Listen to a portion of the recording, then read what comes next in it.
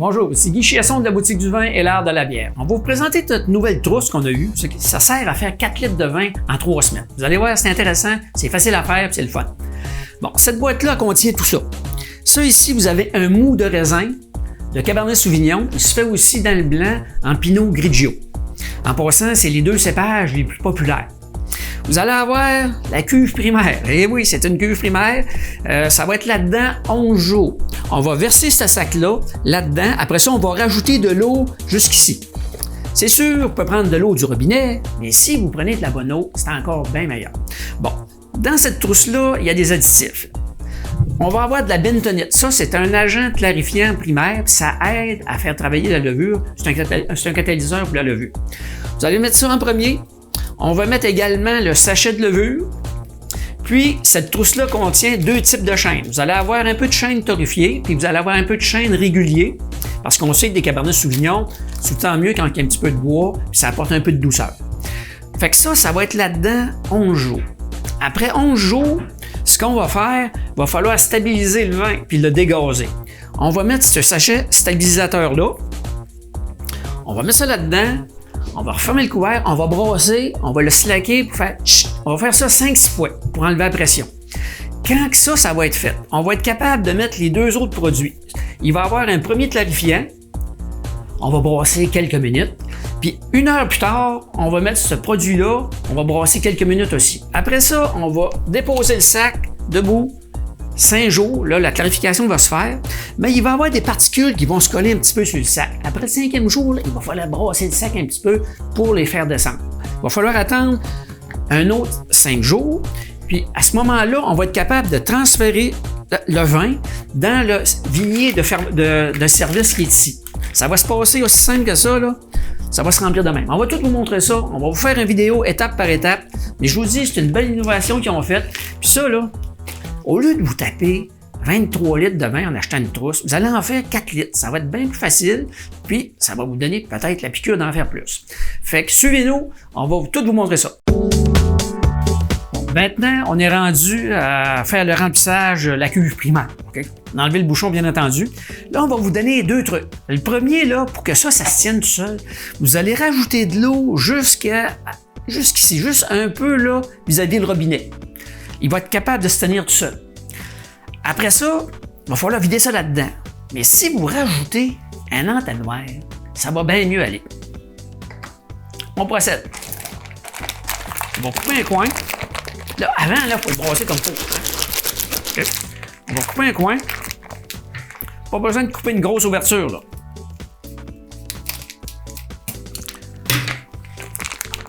Fait qu'on va vider ça là-dedans. Tranquillement.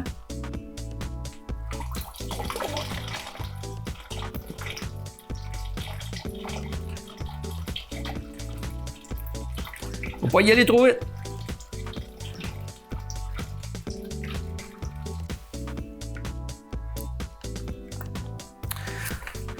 On a fait un petit dégât, mais c'est pas grave, on va l'essuyer. Puis là, je vais vous conseiller de rincer le sac, aller tout chercher ce qu'il y a dedans. Fait que soit que vous prenez de l'eau du robinet, mais c'est encore mieux de la bonne eau. Fait qu'on va rajouter un peu d'eau pour rincer ce qu'il y a dedans.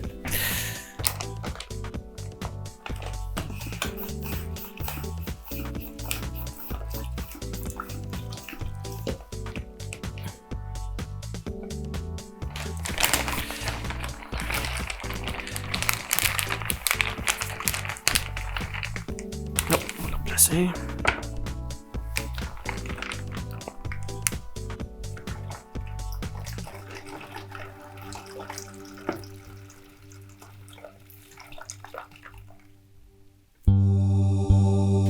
Bon, OK, là, maintenant, on va compléter jusqu'ici avec de l'eau, OK, puis après ça va être correct. Vous pouvez prendre l'eau du robinet, mais c'est encore bien mieux de la bonne eau.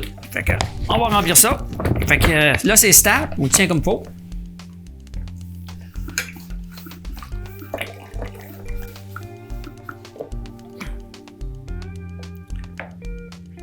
C'est sûr que vous auriez pu mettre de l'eau dans un pichet là, puis le remplir. Ça aurait peut-être été plus facile, là, mais une manière ou l'autre, l'important, c'est de mettre de l'eau dedans. OK, fait qu'on continue.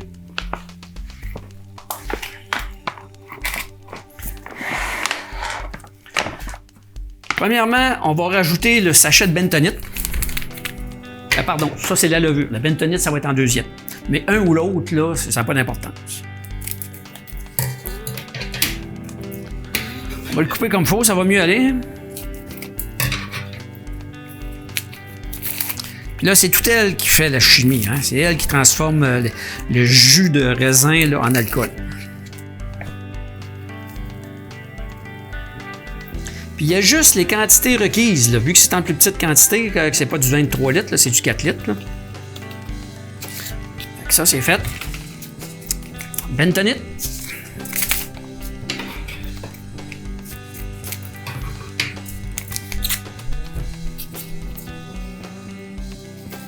Agent clarifiant, primaire. Voilà.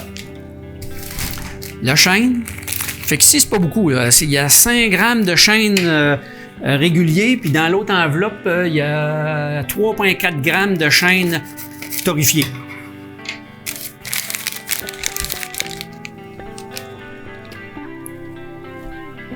Puis l'avantage avec la sciure comme ça, c'est que ça transmet le goût là, plus rapidement au mou lors de la fermentation.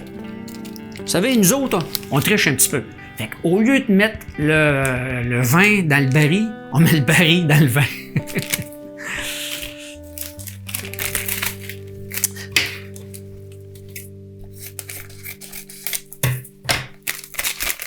Oups! On va le couper comme il faut. Vous allez voir, cette chaîne-là, il est plus foncé un peu. Là.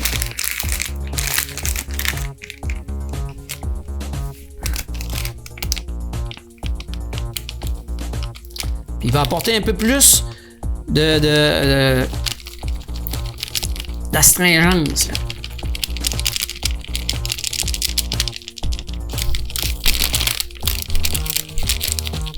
Hein? Pas plus long que ça. Il va nous rester à brasser ça bien comme il faut.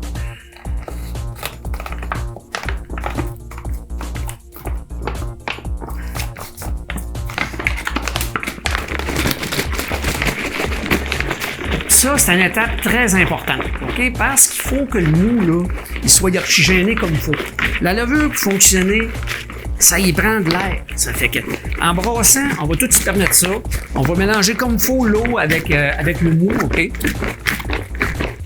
Puis ça, en passant, là, ça va vous faire un vin d'environ 12,5% d'alcool. C'est raisonnable. Je vous dis que c'est des sacs solides, hein?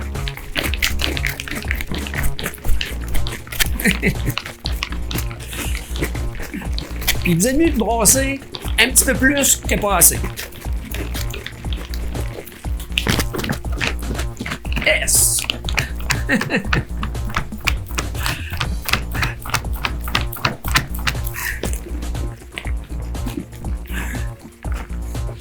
On va jeter un coup d'œil. Bon.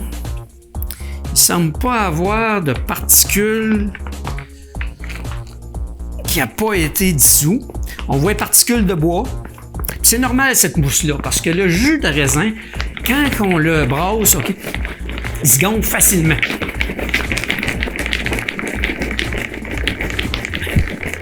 On ne ferait pas ça avec 23 litres de vin.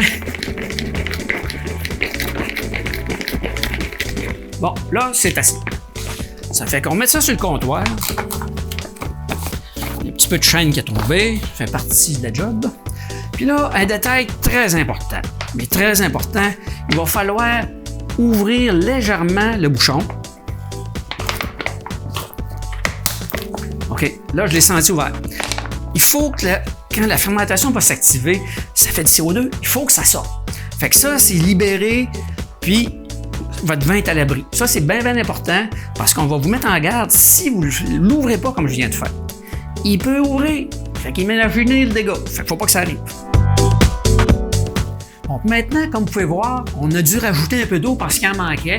C'est pas grave. Là, on a rebrassé comme il faut pour tout mélanger ça. Puis il y a une affaire qu'on ne vous avait pas dit. Il fallait enlever la pellicule avant tout, là, avant de commencer. Il fallait enlever la pellicule d'aluminium qui est en dessous du robinet parce que ça va nous servir au moment de l'embouteillage pour pas trop brasser le sac. Fait qu'on s'en revoit dans 11 jours pour faire la stabilisation et le dégazage. Guy Chiasson.